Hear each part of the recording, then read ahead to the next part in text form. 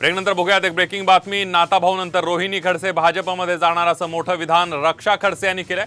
काही दिवसांपूर्वी एकनाथ खडसे यांनी मी भाजपमध्ये जाणार हे स्पष्ट केलंय। मात्र त्यांची कन्या रोहिणी खडसे या शरद पवार गटातच राहणार असं त्यांनी स्पष्ट केलं होतं। मात्र आता रक्षा खडसे यांनी दावा केल्यानं रोहिणी खडसे शरद पवार गटातच राहणार की भाजपमध्ये जाणार हे पाहणं आता महत्त्वाचं ठरणार आहे। रक्षा खडसे यांनी रोहिणी खडसे यांच्या संदर्भात एक मोठं विधान केलंय। एकनाथ खडसे नंतर रोहिणी खडसे या सुद्धा भाजपमध्ये जाणार असल्याचं विधान रक्षा खडसे यांनी केले आणि त्यामुळे आता रक्षा खडसे भाजपमध्ये जाणार की शरद पवार गटात कायम राहणार याची चर्चा आता सुरू झालेली आहे।